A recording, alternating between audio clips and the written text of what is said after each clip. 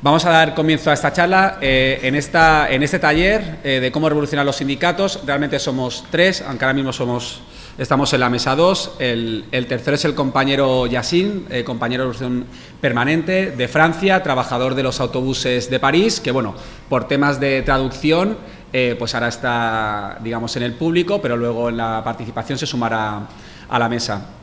También está la compañera Vero, de Barcelona, compañera de CRT, del sindicato también de CGT del Lleura, que contará luego pues su experiencia y ciertos debates de lo que va a tratar este taller. Y bueno, yo soy Iván, también compañero de la CRT de Barcelona, y vamos a iniciar este taller.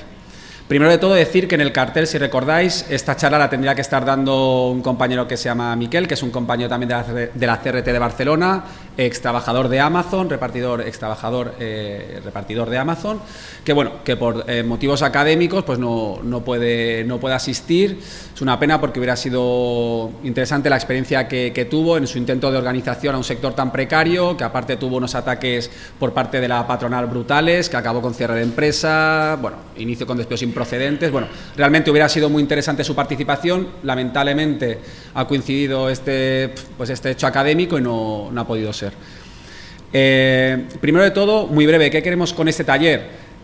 Lo que queremos hacer es algo alejado de cualquier tipo de informe, alejado de cualquier tipo de punteo de qué luchas han habido y no han habido, sino que precisamente lo que queremos es que con la situación y el panorama actual que tenemos, ver cómo nosotros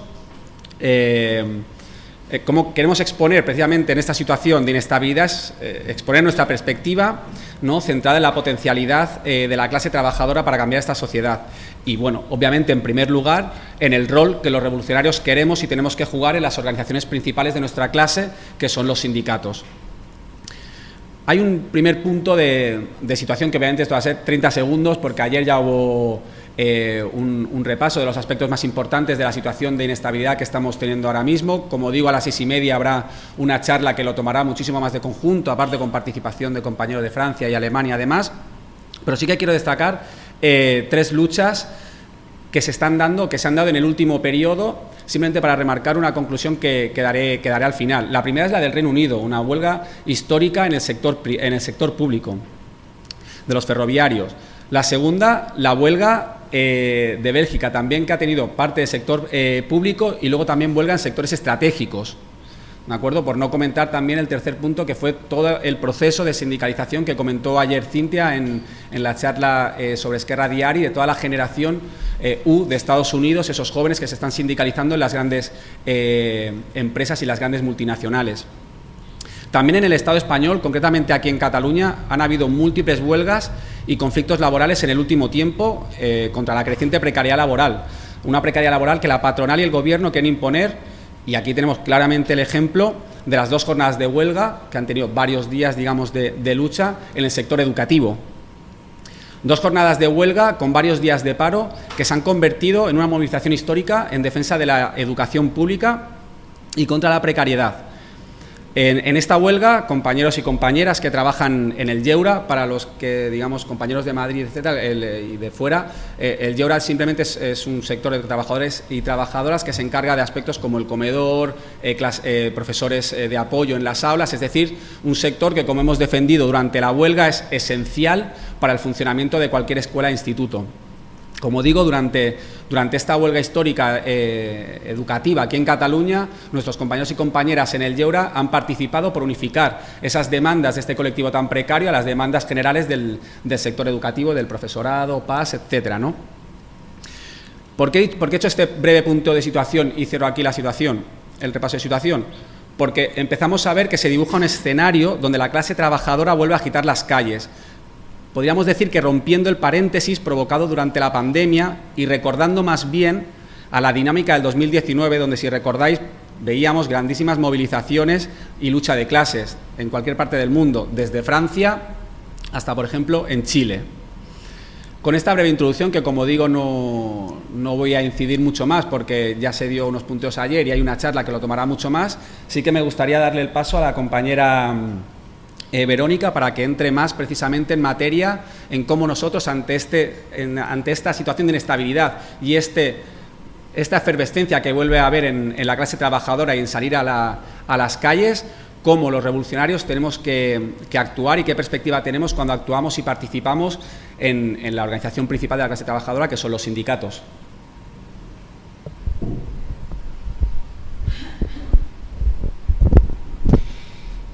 Vale, a ver, así. Vale, bueno, como planteaba un poco Iván, ¿no? La idea un poco de esta charla es, de este taller, charla, es poner sobre la mesa algunos puntos que consideramos que son base, ¿no?, para poder discutir toda nuestra intervención en el movimiento obrero y en los sindicatos, como planteaba Iván. Como mencionaba un poco brevemente también, previa al estallido de la crisis del COVID, empezamos a ver un nuevo periodo de la lucha de clases, ¿no? Como comentaba Iván, con algunas expresiones como eran aquí en 2019, todas las movilizaciones que fueron encabezadas también por la juventud contra la sentencia del Procés. En Francia, los compañeros y las compañeras que fueron parte de las movilizaciones contra la reforma de las pensiones, la rebelión chilena, bueno, las huelgas de docentes también de Estados Unidos, o otros muchos ejemplos que había.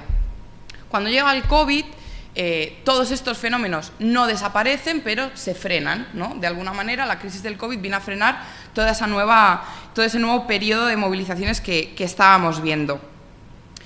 Pero ahora volvemos a ver, llevamos un tiempo viendo cómo de nuevo, ¿no?, se están poniendo al día todos esos procesos de lucha. Pero otra cosa que también trajo el COVID no solo fue el freno de estos procesos, sino que también de alguna manera desquebrajó los pilares sobre los que se sustentaba el neoliberalismo, ¿no?, dejando ver el mecanismo, los mecanismos, las entrañas, el funcionamiento de este sistema y, por consiguiente, que la clase obrera es esencial, ¿no?, para el funcionamiento de todo, básicamente. De esta manera, de alguna manera, se abría la puerta al imaginario, ¿no?, al pensar que otra sociedad es posible, y no solo que es posible, sino que es necesaria, ¿no? Veíamos ejemplos de cómo el personal sanitario se demostró durante la pandemia que era esencial, pero a la vez en qué condiciones estaban trabajando, ¿no? Pero no solo con el personal sanitario, sino que también lo vimos con el personal que trabaja en la logística, como pueden ser los repartidores de Amazon, o el personal de servicios o de la industria. Sin embargo, todos estos procesos que hemos ido viendo no son suficientes, ¿no?, para imponerle a la patronal e imponerle al Estado la conquista de nuevas mejoras sociales.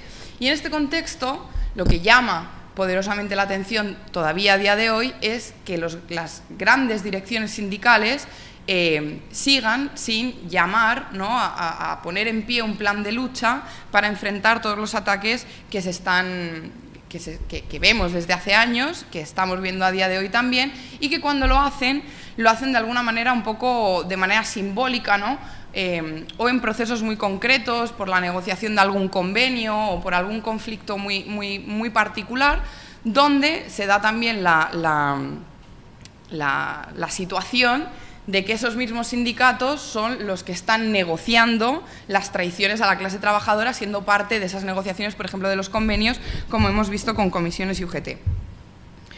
Por ahora, con este nuevo, o con el panorama ahora de ver cómo se está retomando o cómo empiezan a haber fenómenos de la lucha de clases, solo podemos hacer suposiciones de cómo va a participar la clase trabajadora, ¿no?, de cuál va a ser la respuesta de la clase trabajadora ante fenómenos como la subida de la inflación o nuevos recortes de derechos laborales. Pero sí que hay un ejemplo que mencionaba Iván y que mencionaba ayer también Cintia en la charla, que creo que tenemos que mirar para aprender también de él, ¿no?, que es el de la generación U de Estados Unidos. Una generación que, como decíamos, es una generación de una juventud precaria, que no le compra más el discurso al neoliberalismo del sueño americano, ¿no?, además está en el pleno corazón del imperialismo norteamericano, que no se traga tampoco el discurso del esfuerzo individual que impuso el neoliberalismo, y que está peleando contra gigantes como son Amazon y Jeff Bezos, ¿no?, por ejemplo. Una juventud que también ha sido parte de las luchas contra el cambio climático, del movimiento como el Black Lives Matter en Estados Unidos, o que ahora también es parte de las luchas contra el ataque que está habiendo al derecho al aborto, por ejemplo, en Estados Unidos, ¿no? Y que de alguna manera toma en sus manos, ¿no? O es consciente de su papel como trabajadores y como trabajadoras en este sistema capitalista y de la necesidad de luchar contra todo tipo de opresión también. Es esta juventud la que decíamos que ha conseguido organizar el primer sindicato de Amazon en Estados Unidos, que, bueno, dicho así, a lo mejor puede parecer que no es algo importante, ¿no? Pero si lo enmarcamos en lo que supone, ¿no? En las condiciones que lo han hecho, podemos ver un poco por qué es algo que reivindicamos y que creemos que hay que ver, ¿no? Para fijarse un poco como ejemplo de organización. Tengamos en cuenta que en Amazon se lleva denunciando mucho tiempo, bueno, se denuncian, ¿no? Las condiciones en las que se trabaja, no me voy a poner a explicarlas todas, pero sabemos que trabajan al ritmo de una tecnología, por ejemplo, ¿no? que les imponen unos ritmos que agotan, tienen una vigilancia constante de sus movimientos, de su descanso, de la productividad que están haciendo, de si paran, de si no, de si se sientan, de si comen, etc. Que aparte Amazon es una empresa que en el último año se gastó $4 millones en asesores, consultores antisindicales para hacer campañas antisindicales, que estas campañas las llevan a los centros de trabajo, es decir, hay vídeos que se proyectan a diario en los centros de trabajo de Amazon diciendo que es malo sindicalizarse, que es el ogro sindicalizarse, que si se sindicalizan se van a quedar sin trabajo, que de hecho es lo que le dijeron a nuestro compañero que trabajaba en una subcontrata de Amazon, que si se sindicalizaban y hacían una lista sindical alternativa que peleara por los derechos de los trabajadores y tal, se iban a quedar sin trabajo, ¿no? Juegan constantemente con ese chantaje. De hecho, no solo lo hacen así, sino que se dedican a llamar a los trabajadores y las trabajadoras, a mandarles mails, a meterles en reuniones con esos abogados para decirles que no se sindicalicen, etc. Una empresa también como Amazon, que solo en 2020 hizo 17 millones de beneficios, beneficios que hace a costa de derechos laborales, pero no solo de derechos laborales, también de la salud y de las vidas de sus trabajadores, como vimos, por ejemplo, cuando se negó a parar el trabajo en plenas olas de calor en Estados Unidos o en plenas tormentas tropicales o incluso en pleno tornado, haciendo que murieran muchos trabajadores en su almacén porque se derrumbó encima de ellos. Y esta juventud que ha construido o que ha conseguido poner en pie ese sindicato de Amazon, venía de una experiencia previa de cuando se intentó montar el sindicato en Alabama y aprendieron de esa experiencia. Aprendieron la necesidad de crear redes en los almacenes, ¿no? Redes de alguna manera de solidaridad, pero también para contrarrestar la información antisindical que diera la empresa. De hecho, una de las cosas que hicieron es, cada vez que había reuniones antisindicales de la empresa, entraban allí y denunciaban que lo que estaban intentando hacer era que no se sindicalizaran para poder seguir avanzando en precarizarles y en recortar sus derechos. Y que también tenían muy claro que tenían que unir las demandas de la clase trabajadora con las demandas del movimiento, por ejemplo, antirracista, y más teniendo en cuenta que el almacén donde se ha creado el sindicato, la mayoría de los trabajadores y las trabajadoras son negros y latinos, ¿no? Es población negra y latina que está a la cabeza de la construcción de este sindicato y que veía la importancia de unir ese movimiento antirracista que ha tenido tanta fuerza en Estados Unidos con las reivindicaciones de la juventud trabajadora. La fundación de este sindicato, como decíamos, ¿no? Es en una empresa tan depredadora y tan antisindical como Amazon, en el corazón mismo del imperialismo norteamericano, en un país donde la tasa de sindicalización es del 10%, es un gran ejemplo realmente para toda la juventud que a nivel mundial dice basta porque no puede aguantar más ya la precariedad que viven día a día. Pero también tenemos ejemplos, por ejemplo, en Francia, ¿no? Con compañeros y compañeras jóvenes que son estudiantes también, que se están organizando contra Chronodrive, no sé si lo digo bien, que se aprovecha de contratar a jóvenes que están estudiando para poder precarizarles todavía más y que, si no me equivoco, el día 9 se va a otra jornada de huelga contra la empresa. Marx ya hablaba hace cientos de años de las vidas precarias de la clase trabajadora. Pero sí que es verdad que el neoliberalismo lo que supuso fue un gran ataque a la clase trabajadora, arrebatándole conquistas que habían hecho en las décadas anteriores y además imponiendo toda una ideología individualista, ¿no?, que también llevó a un divorcio entre los movimientos sociales y la clase trabajadora. Estas condiciones que impone el neoliberalismo, los contratos temporales, la subcontratación, la externalización, el aumento del trabajo sin contrato, los ataques a los salarios o a los servicios sociales, terminan definiendo una nueva clase trabajadora que está totalmente extendida, ¿no?, a nivel mundial, totalmente precarizada, totalmente fragmentada también y que está más feminizada y es más diversa que nunca. Por lo tanto, si la rabia y la rebeldía de toda esta generación nueva de trabajadores y trabajadoras que se está organizando con ejemplos, como decíamos, ¿no?, de Amazon o de los compañeros de Francia o de otros muchos ejemplos que podemos ver, si esa rabia y esa rebeldía se contagia al resto de trabajadores y trabajadoras, podemos ver una nueva dinámica de la lucha de clases en el próximo periodo, diferente a la que habíamos visto en los últimos años. El segundo punto que quería tratar es el de la división de la lucha sindical y de la lucha política. Esta división, ¿no?, el pensar que hay un momento o que en los sindicatos, los trabajadores y las trabajadoras solo tenemos que hacer una lucha sindical por aumentos de salario, por mejoras en el convenio, etcétera, y no pensar que también se tiene que hacer una lucha política, es decir, que la clase trabajadora se organice como clase trabajadora y construya una organización propia, anticapitalista, con independencia del Estado, burgués, etc. Esa lógica lo que beneficia es a la burguesía.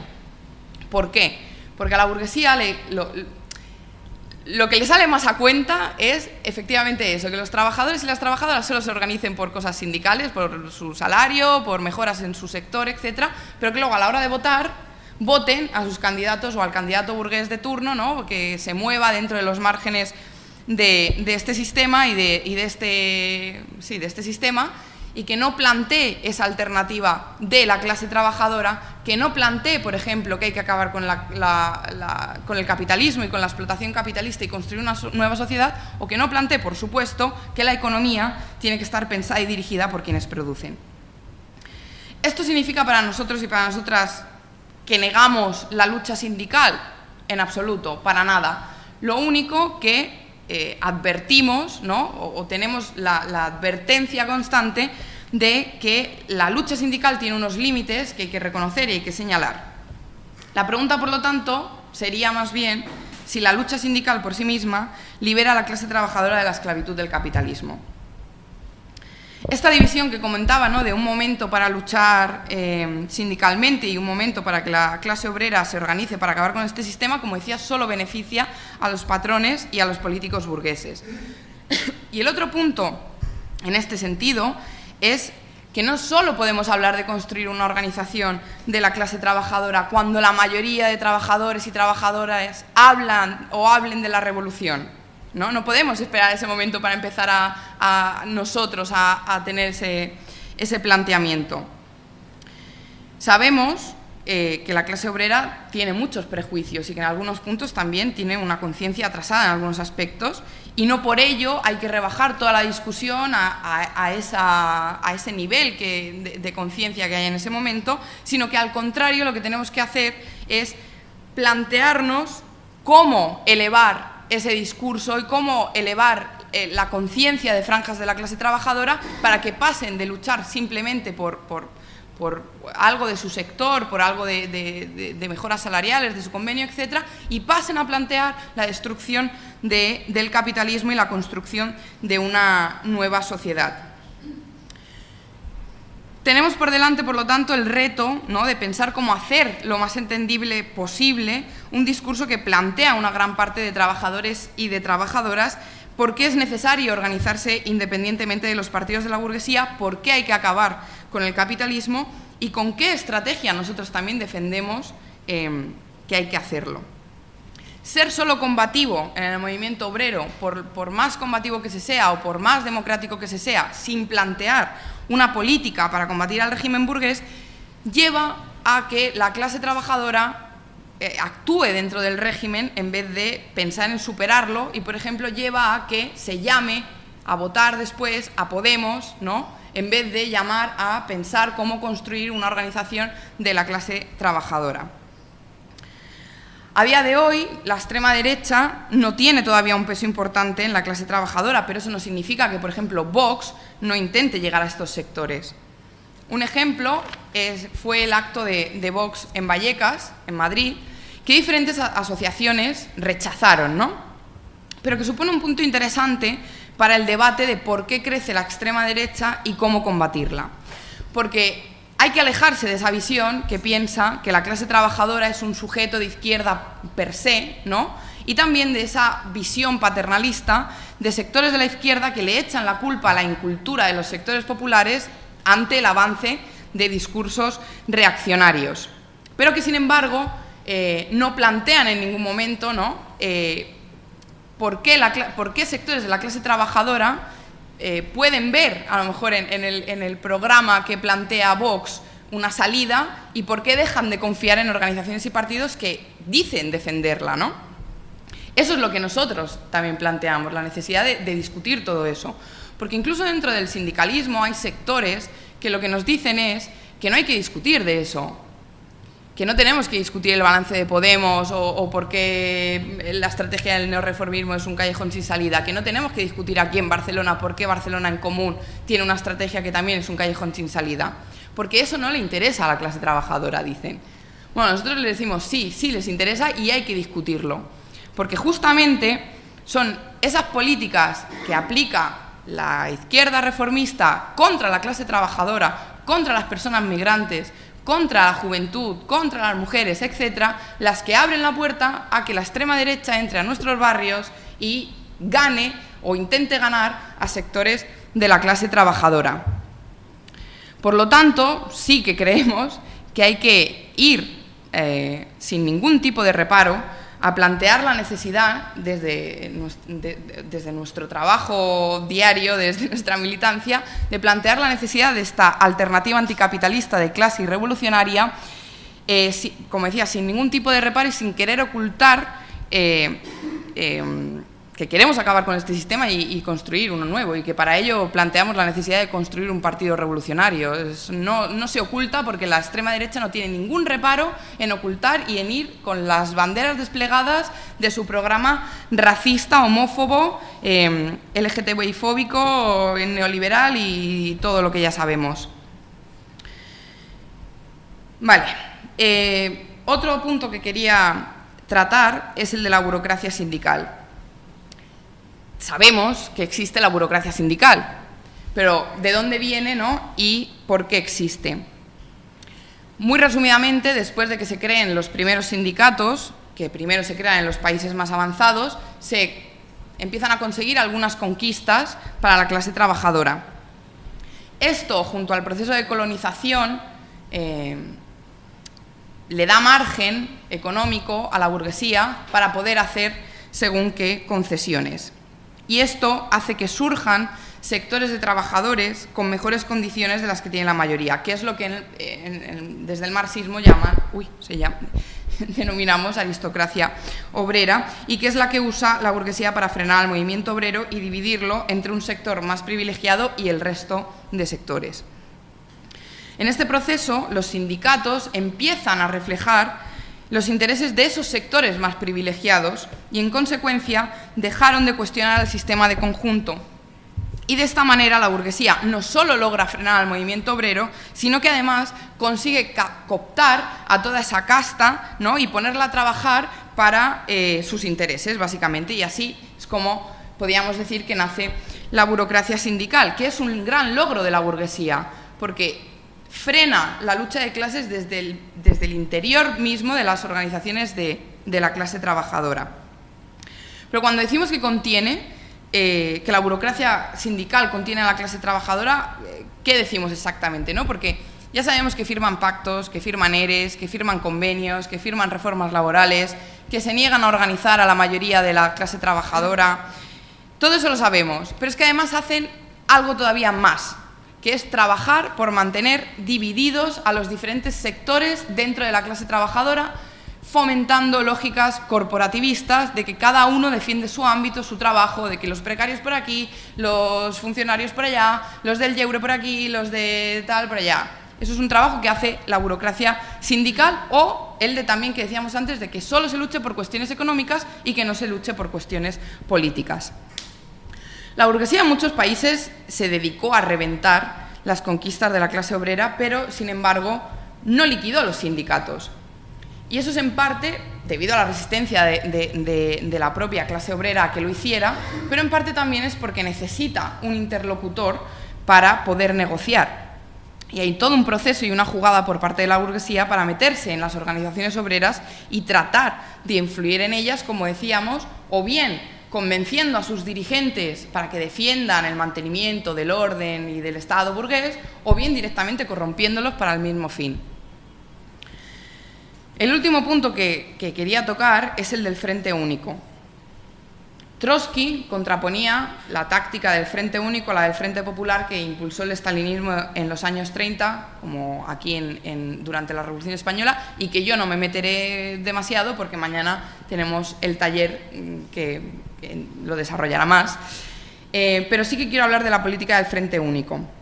La política del Frente Único consiste en unificar las filas de la clase trabajadora en la lucha de clases, más allá de las divisiones sociales que pueda haber entre parados, empleados, precarios, fijos, etc., y más allá también de las divisiones organizativas, porque en todas estas divisiones se apoya la burocracia para, como decíamos, ¿no?, seguir aumentando y manteniendo esa división en la clase obrera. Y de esta manera, con esta unidad, poder golpear conjuntamente a la burguesía, a la vez que defendemos la necesidad de crear un partido revolucionario de la clase trabajadora independiente y opuesto totalmente a los intereses de la burguesía. Una unidad que permitiría sentar las bases de la más amplia unidad de la organización sindical, comenzando por los sindicatos de izquierdas y alternativos, haciendo posible que se creara una verdadera alternativa sindical y una verdadera alternativa a las direcciones actuales de los sindicatos mayoritarios. Actualmente tenemos un mapa ultra fragmentado a nivel sindical entre múltiples sindicatos alternativos y de izquierdas que no agrupan a una mayoría de la clase trabajadora y que por lo tanto no le pueden disputar la dirección. Tampoco quieren en muchas ocasiones, pero no le pueden disputar la dirección a los grandes sindicatos y a las direcciones burocráticas que hay hoy en día. De esta manera, con el Frente Único, ¿no?, se crearía un referente de amplios sectores de la clase obrera que están hoy en día afiliados o no, que sean precarios o que tengan mejores condiciones, y que sea también un referente para trabajadoras, para la juventud, para las inmigrantes, que son sectores que las direcciones sindicales se niegan desde hace años a sindicalizar y a organizar.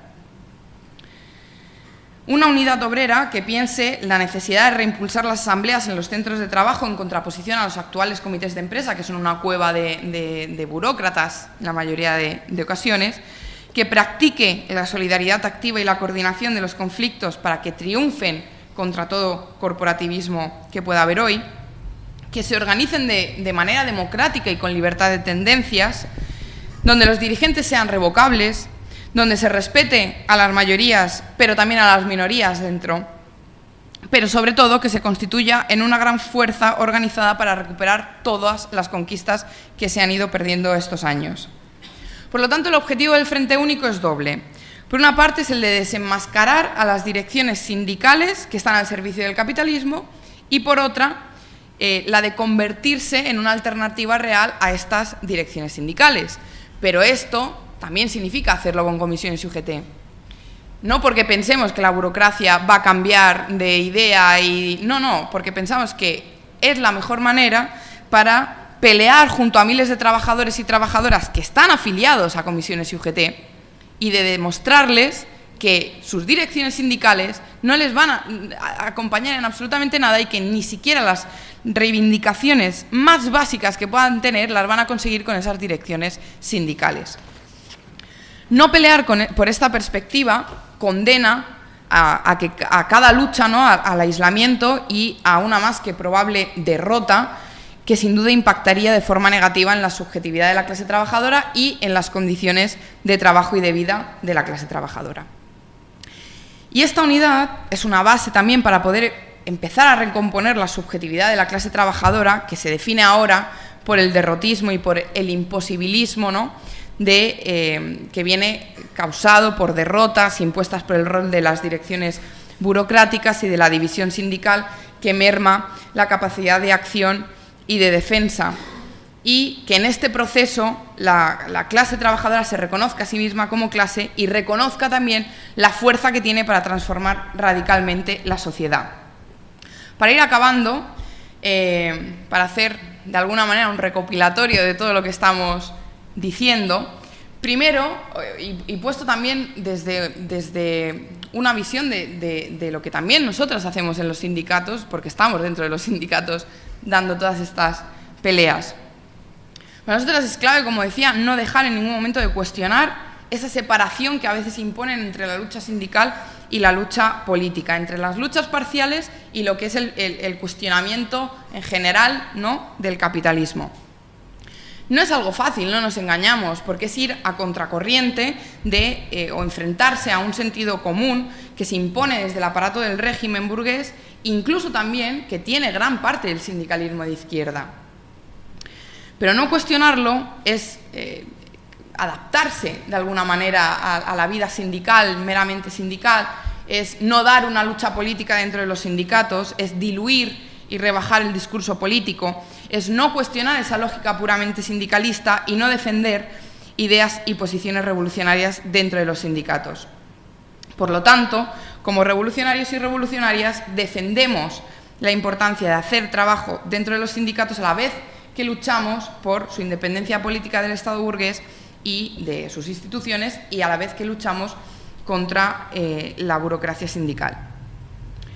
También sabemos que los sindicatos no agrupan a la mayoría de la clase trabajadora y que la mayoría de las veces a lo que agrupa más es a sectores más cualificados, más privilegiados, ¿no?, pero que todo el sector más precario queda por fuera muchas veces, por una política consciente muchas veces de las propias direcciones sindicales, pero tampoco agrupa a los desocupados, ¿no?, por ejemplo.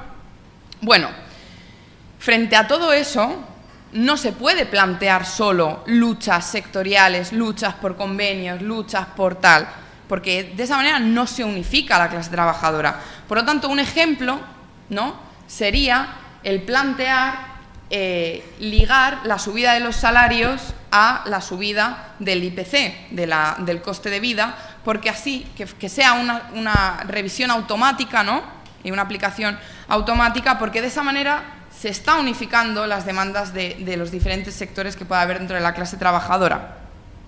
Pero incluso esa demanda se podría extraponer, ¿no?, o extrapolar a que se haga lo mismo con las becas estudiantiles, por ejemplo, para la juventud que estudia, ¿no?, o que se haga lo mismo para las prestaciones sociales, que vayan ligadas al aumento del IPC y que sea una revisión automática, porque también es una manera de intentar unificar a sectores de la juventud trabajadora que también estudian y a todos esos sectores desocupados que están por fuera de los sindicatos.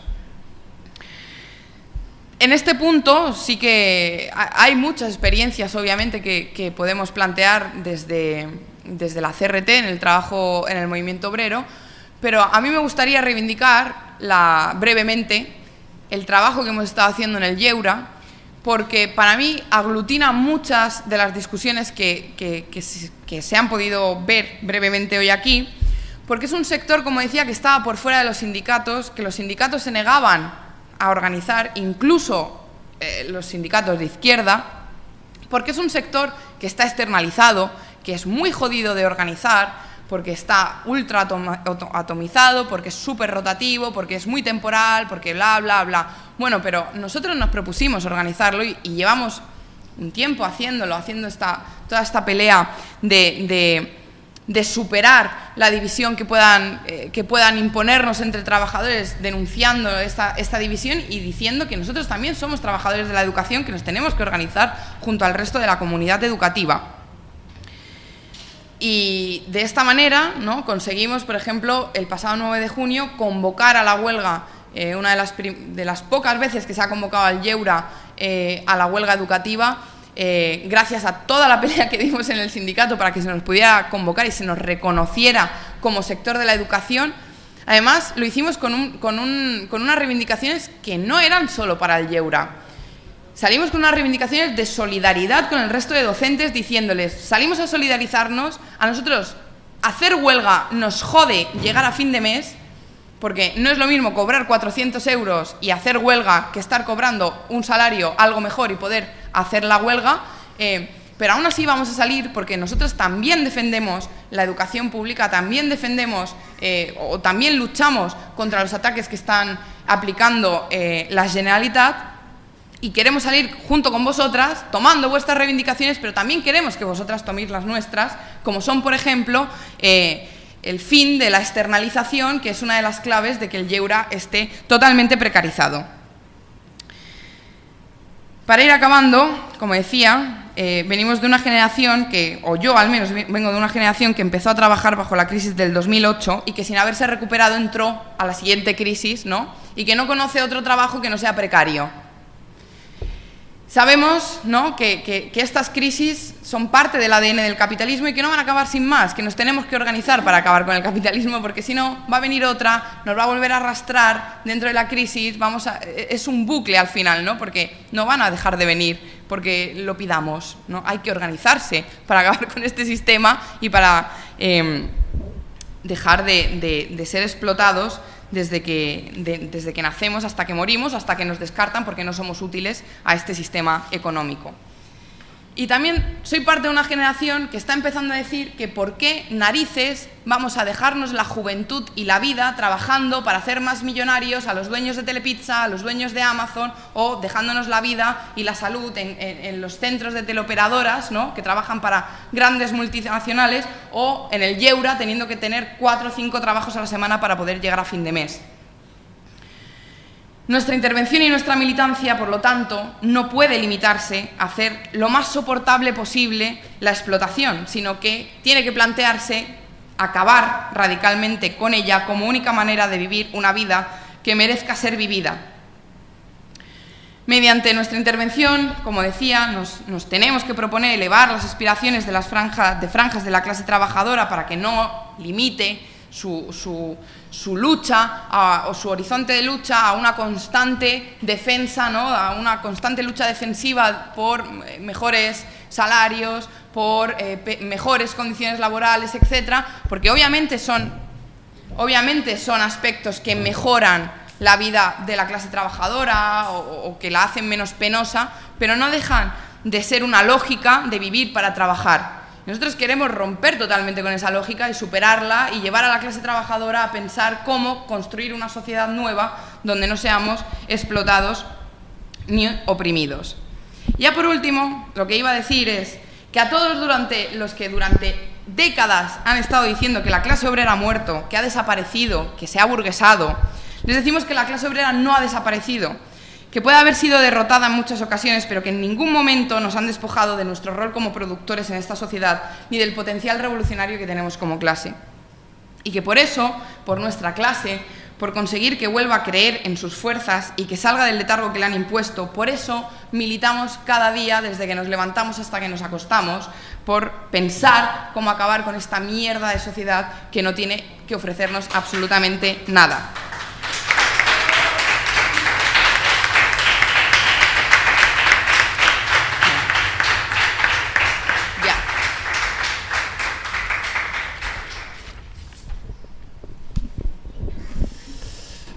Vale.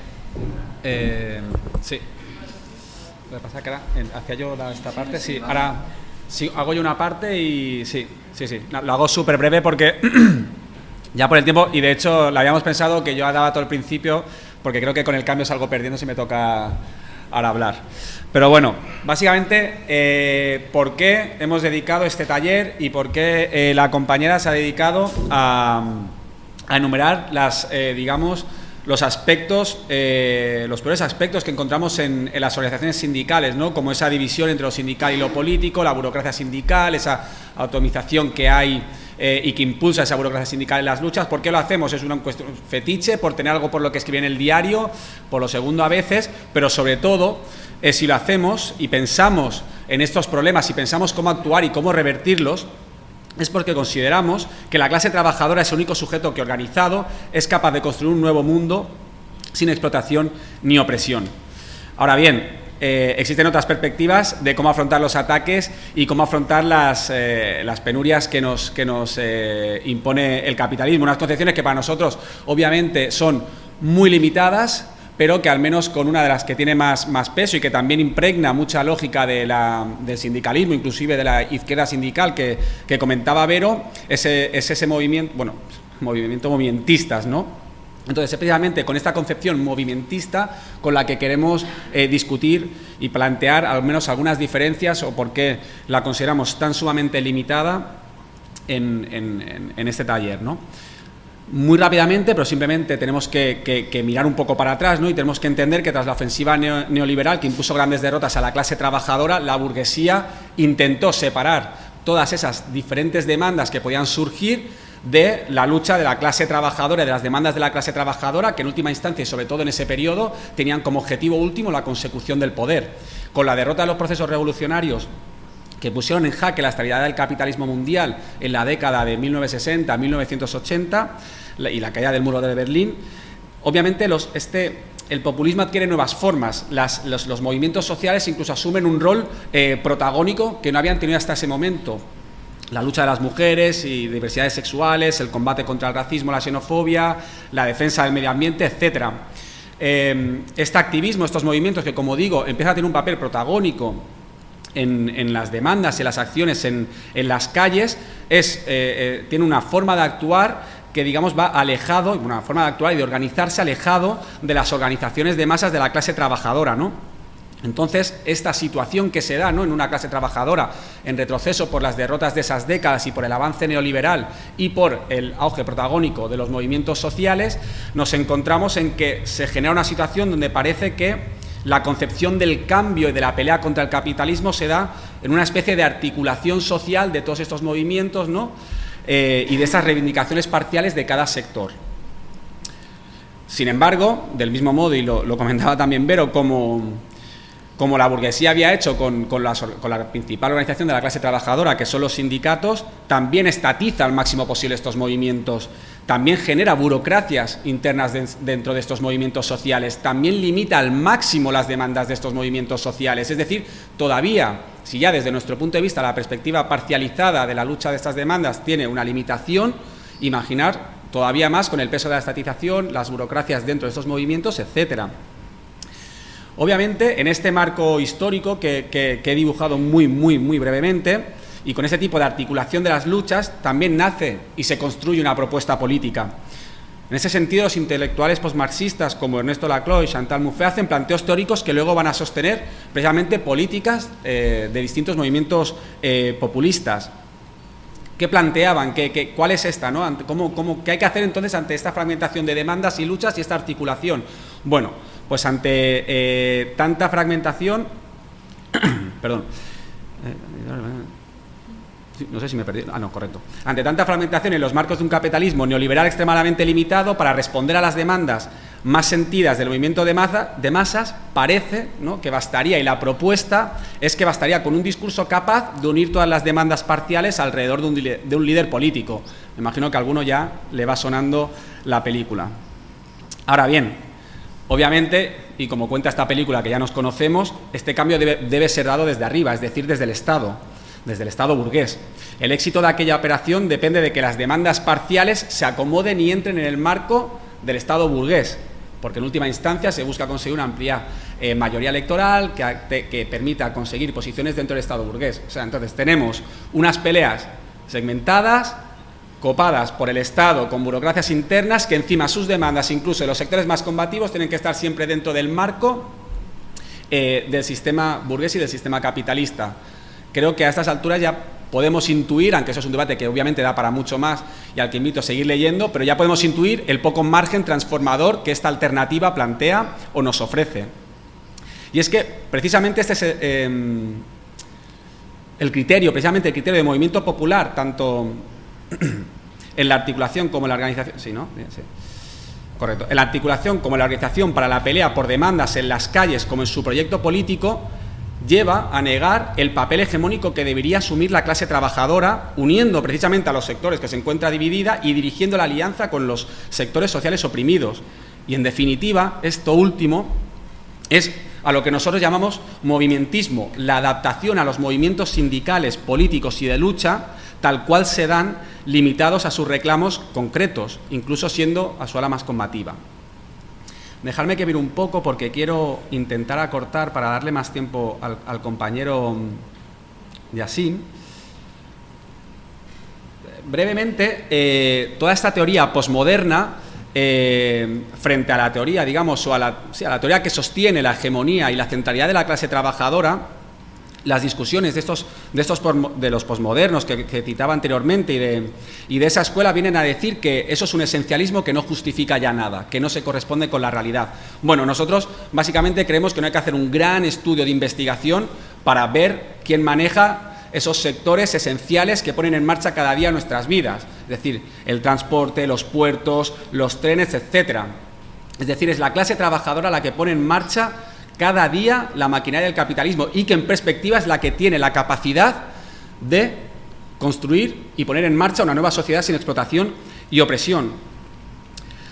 Por lo tanto, y cortando ya, esta discusión no es académica, no debe quedar encerrada en los libros ni debates, es una discusión viva que nos vamos a encontrar constantemente y lo planteaba en las diferentes discusiones Verónica, porque como hemos visto, la actual fragmentación de las clases obreras es un problema central, al igual que la adaptación de muchos sindicatos de izquierda a los movimientos sociales o su corporativismo en las luchas, son factores que los revolucionarios que participamos de estas organizaciones de la clase trabajadora tenemos que combatir.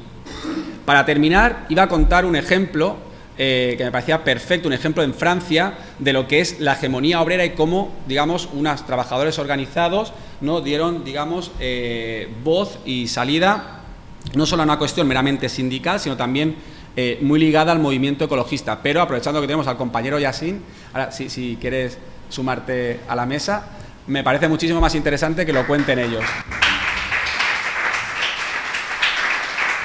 Hay una, falta una, me muevo, cojo aquella. Muévete tú aquí y me cojo yo aquella. Es que yo he dejado...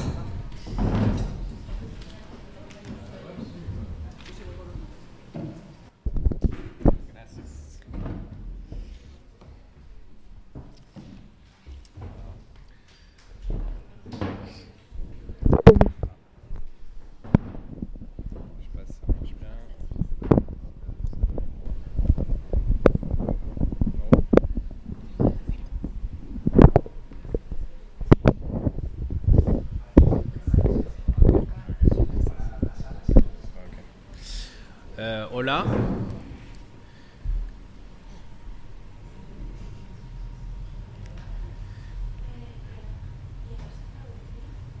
No traduzco, pero soy ahí sí. Ok, vale. Hola, me llamo Yassin, soy conductor de bus desde 2009 y militante a Revolución Permanente desde hace 2 años. Y voy a tratar de ilustrar en español, no es fácil para mí, para que sea más agradable de escuchar. Voy a tratar de explicar en español, ilustrar el rol que pueden tener los militantes revolucionarios, y voy a tomar el ejemplo de la coordinación RATP-SNCF durante la huelga sobre las pensiones que había en Francia en 2019-2020. Para que entiendan, creo que es necesario de explicar un poquito el contexto de la reforma. El presidente Macron estaba elegido, sí, como una persona sin de centro. Y entonces la gente no sabía exactamente cómo será su reforma sobre las pensiones. Y la verdad es que estaba una reforma más derecha para simplificar. La gente debería trabajar más y ganar menos al final. Y estaba una reforma muy mala para las mujeres porque, para simplificar, antes la gente del sector privado, la pensión se calculaba con los 25 años mejor de tu carrera, y con la reforma que quería Macron es de tomar toda la carrera. Y sabemos que hay muchas mujeres que tienen una carrera cortada, y entonces está profundamente mala. Y en mi empresa, la RATP, es la empresa de transporte en París, en la región, que hace el metro, los buses. Y hicimos una huelga el 13 de septiembre. Estaba una huelga histórica, sin metro, sin buses, todo el día. Y con una radicalidad de la base que hicieron huelga sin límite, porque sabían que para hacer retroceder el gobierno necesitaba una huelga más dura que un día o 2 días. Y estaba una presión para la burocracia sindicales. Y los militantes revolucionarios a este momento, yo no fui militante, no fui sindicalizado, pero yo sé que los militantes revolucionarios han visto esta radicalidad en la RATP. Y los compañeros Ana, Sloli, Clément de Revolución Permanente que estaban trabajando en la SNCF, la otra grande compañía de transporte que es la compañía de tren nacional, han visto esta radicalidad y han intentado de proponer un encuentro entre los trabajadores de las dos compañías. Y este encuentro estaba en el 16 de octubre, y tenemos que saber que un conductor de bus es un trabajo, estás siempre solo, no puedes comunicar con sus colegas, es difícil de militar en este trabajo, porque todos tus días estás solo, tiene poco tiempo al terminus y puedes encontrar 1, 2, 3 colegas con quien puedes hablar, pero es difícil de hablar profundamente sobre una cosa como la reforma de pensión. Y entonces en este encuentro había mucha gente, más o menos 60 personas de garajes diferentes, garajes de bus diferentes. En la RATP, en mi empresa, hay más de 20 garajes. Entonces, yo solo en mi garaje hay más o menos 500 conductores. Es imposible de conocer todo. Es más difícil de conocer los conductores de otros garajes. Entonces, estaba la primera experiencia para mí de encontrar, de discutir con personas de otros garajes. y de personas de la SNCF también, la otra empresa. Y en esta empresa vi tres cosas importantes. Es que la gente no querían negociar. Todos sabían que la reforma estaba mala para los trabajadores. Entonces tenía esta radicalidad de no negociar con el gobierno. Segundo, la táctica, porque había una huelga en la SNCF con una mala estrategia de la burocracia sindical que hacía la grève perlée. Hacían 3 días de huelga y después paraban por 2 días. Sí, 3 días tiene que hacer la huelga. Había un calendario. A este día tienes que trabajar, a este día tienes que hacer la huelga. Y en la RATP vimos esta huelga y no queríamos hacer lo mismo. Entonces los trabajadores saben, no vamos a hacer como la SNCF, vamos a hacer una huelga sin límite hasta que el gobierno dice ok, retrocedo.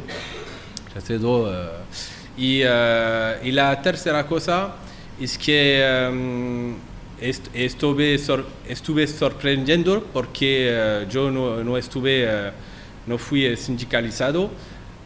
Mucha gente sabían que la dirección de los sindicatos van a hacer una cosa mala. No sabían cuándo, pero lo saben. Pero para mí estaba un poquito lejos, un poquito loco, porque hablan de una traición, de una huelga que no ha iniciado todavía. Estaba demasiado rápido para mí. y después de este encuentro hicimos grupos de garaje diferente con personas de la SNCF y hicimos grupos para discutir con los trabajadores para explicar la importancia de la huelga, de la coordinación, que tenemos que tener un cuadro para discutir con nosotros. Y está bueno, un buen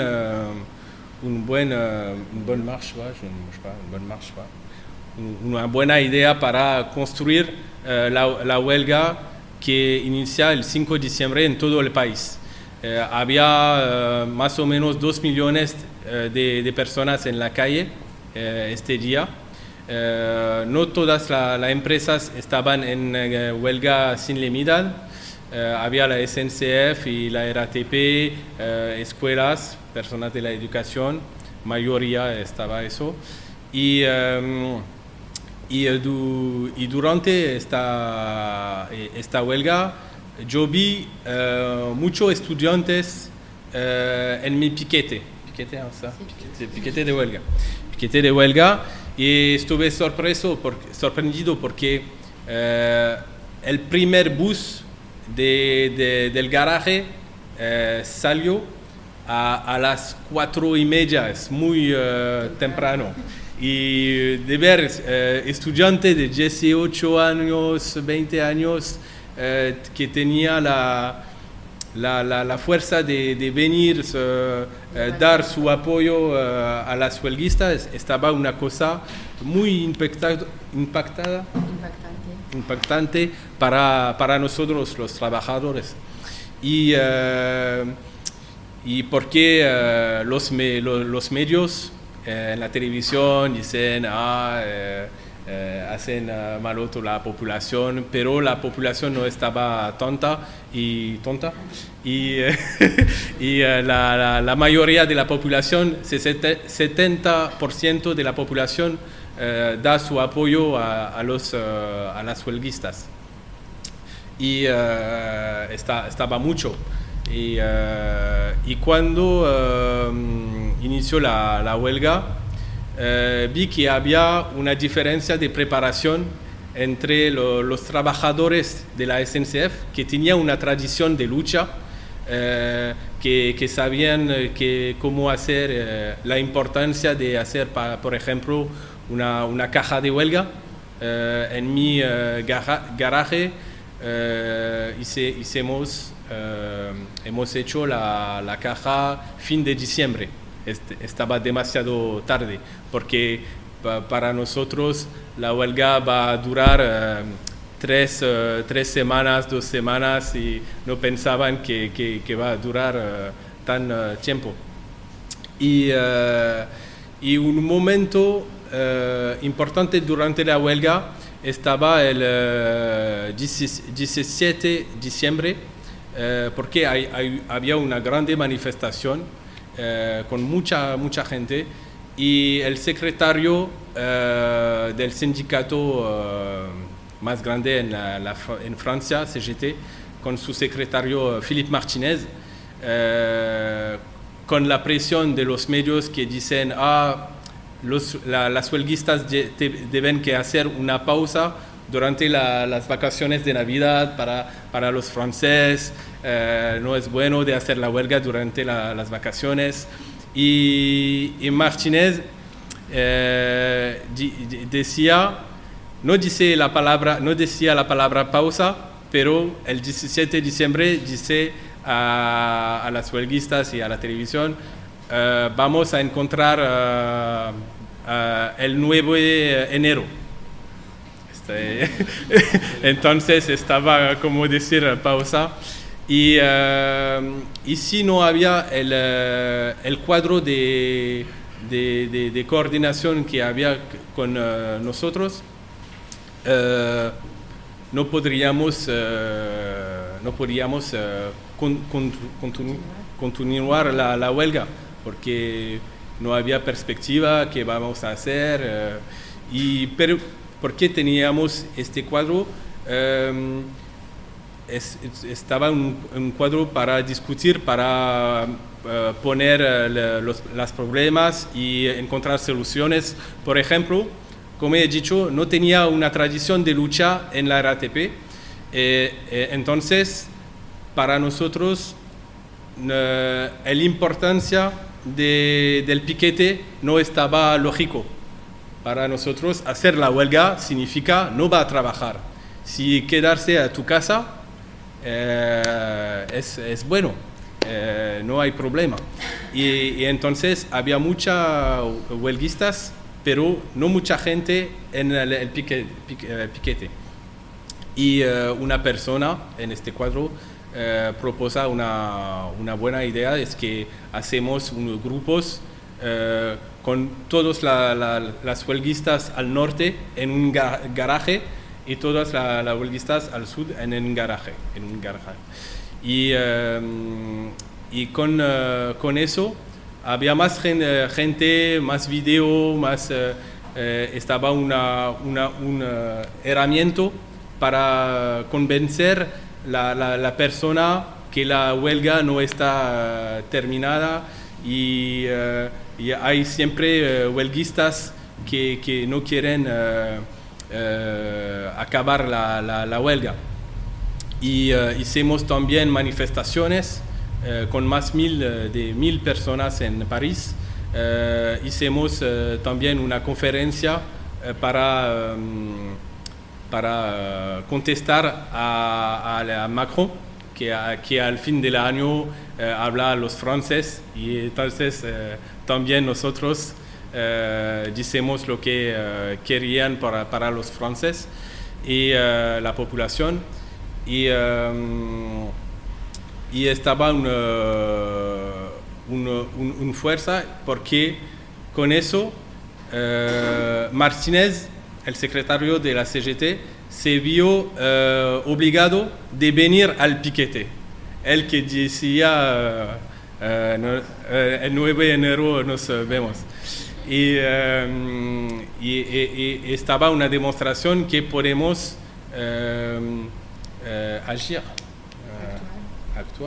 actuar contra la burocracia sindical. Y después, entonces la huelga no se termina.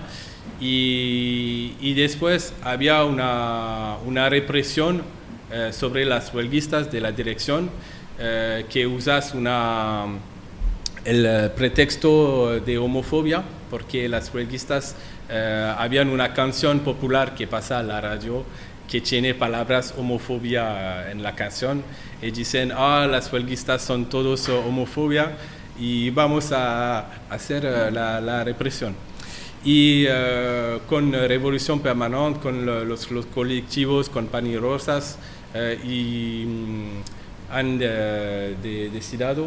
decidido de venir al día del Consejo de Disciplinario para dar su apoyo a las huelguistas, y estaba un momento donde vimos el unión entre los trabajadores y los colectivos feministas y LGBT también, con el NPA LGBT también, y desde esta coordinación hay como decir, frutas, como decir, por ejemplo, cuando hay un consejo disciplinario de un militante sindicato en la RATP, vas a ver trabajadores de la SNCF, el contrario, y no existaba antes. Por ejemplo, en mi caso, hace 4 meses antes, estuve en un consejo disciplinario, y en mi consejo disciplinario había trabajadores de la SNCF. Para nosotros ahora es normal de encontrar trabajadores de la otra empresa, y es una cosa nueva. Y también que quería decir que en la RATP no había militante revolucionario del NPA o Revolución Permanente, y estaba una buena noticia de ver que sin estar en la empresa que está más en la lucha, puedes también hacer una política y trazar un camino para los trabajadores para superar los obstáculos que hay con la burocracia sindicales.